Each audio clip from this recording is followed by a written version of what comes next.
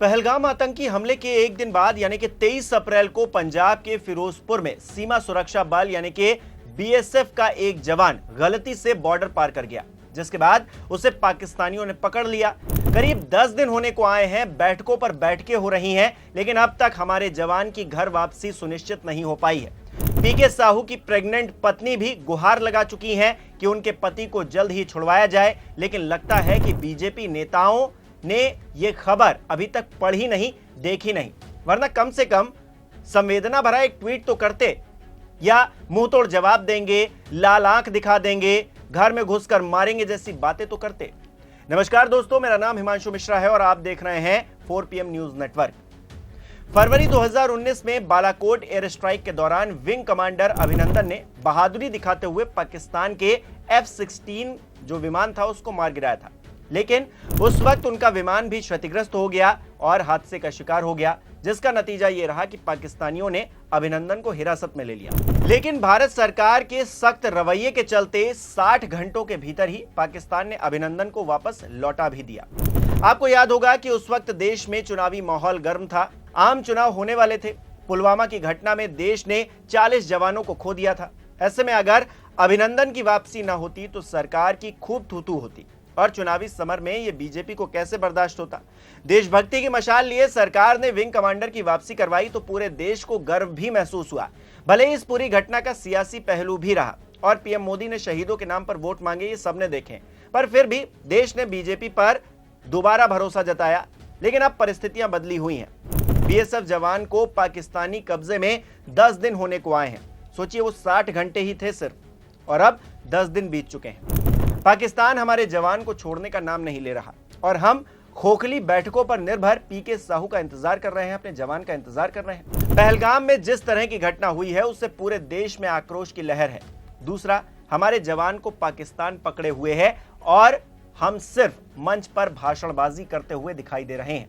किस तरह से बीते रोज गृह मंत्री अमित शाह ने एक बार फिर चेतावनी दी पाकिस्तान को, जरा सुनिए। नरेंद्र मोदी जी के नेतृत्व में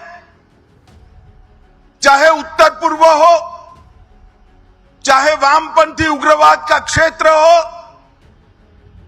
चाहे कश्मीर पर पड़ी आतंकवाद की छाया हो, हर चीज का मजबूती के साथ हमने जवाब दिया है। और अगर कोई एक कायराना हमला कर ये समझता है कि हमारी बड़ी जीत है, तो एक बात मन से समझ लीजिए, ये नरेंद्र मोदी सरकार है, किसी को बख्शा नहीं जाएगा, किसी को बख्शा नहीं। इस देश की इंच इंच भूमि पर से आतंकवाद को मूल समेत उखाड़ने का हमारा संकल्प है और वो सिद्ध होकर रहेगा। और इस लड़ाई में न केवल 140 करोड़ भारतीय, पूरी दुनिया भारत के साथ खड़ी है। लामबंद होकर सभी दुनिया के देश एक मुश्त होकर आतंकवाद के खिलाफ ये लड़ाई में भारत की जनता के साथ खड़े हैं।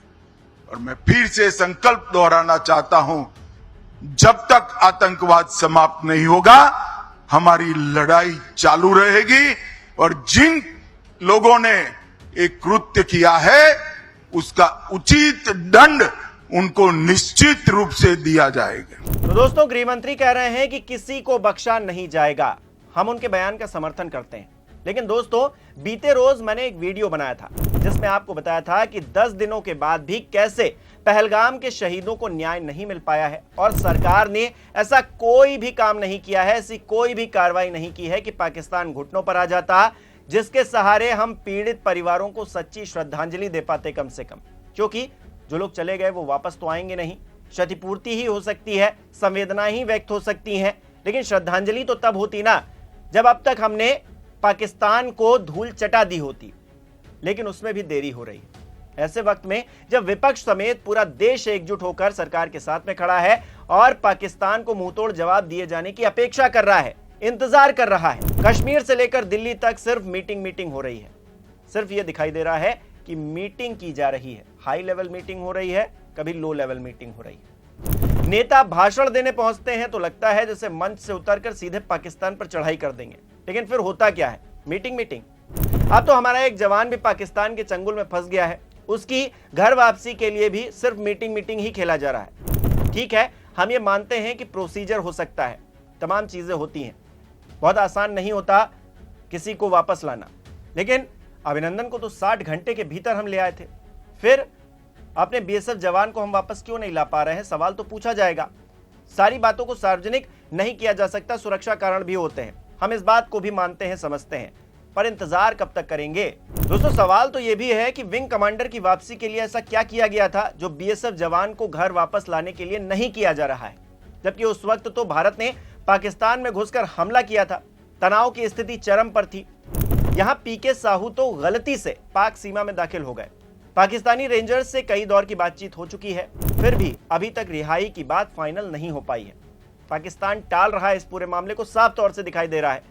पीके साहू को कब छोड़ा जाएगा, वो फिलहाल कहां पर हैं, किस स्थिति में है, इसे लेकर पाकिस्तान कोई सटीक जवाब नहीं दे रहा है, जानकारी नहीं दे रहा है। पूरे हिंदुस्तान को अपने जवान की फिक्र हो रही है, हमें भी हो रही है। ऐसे में पीके साहू की घर वापसी में इतनी देरी क्यों लग रही है, ये सवाल उठाया जाना जरूरी है, जायज है, क्योंकि इस मुद्दे पर मेन स्ट्रीम मीडिया ने खामोशी ओढ़ रखी है। क्यों बड़े बड़े स्टूडियोज में कोई एंकर घंटों का शो नहीं कर रहा है इस मुद्दे पर।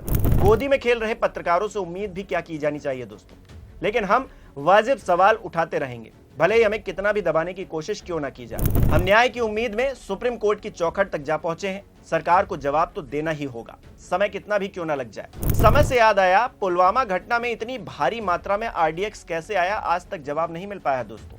हो सकता है जिन देश विरोधियों ने ऐसा किया उनका नाम उजागर करने से नेशनल सिक्योरिटी को कोई खतरा हो, क्योंकि हमें तो बहन किया गया नेशनल सिक्योरिटी के नाम पर कि हम देश विरोधी वीडियोस बना रहे हैं, लेकिन बताया तक नहीं गया कि हम कौन सी ऐसी वीडियो बनाए हैं जो देश विरोधी है। खैर, सुप्रीम कोर्ट में जवाब तलब होगा तो शायद पता चल जाए। उधर पुलवामा के बाद अब पहलगाम में 28 नागरिकों की रूह भी इंसाफ मांग रही है और हिंदुस्तान अपने जवान की वापसी की उम्मीद भी लगाए बैठे हैं। हम सबकी नजरें सरकार को देख रही हैं। हमारी सरकार से दरख्वास्त है कि बीएसएफ जवान की वापसी जल्द से जल्द सुनिश्चित की जाए, ताकि लोगों का विश्वास आतंकवाद के खिलाफ जो हम लड़ाई लड़ रहे हैं उसमें कायम रहे, बना रहे हमारे साथ। देश हित में लिए गए सभी फैसलों में हम भी सरकार के साथ में खड़े हुए हैं, मैं बार बार इस मंच पर खड़े होकर कहता हूं, लेकिन चापलूसी, चाटुकारिता, चरण वंदना ना हमने की है और ना ही हम करेंगे आगे, चाहे कुछ भी हो जाए।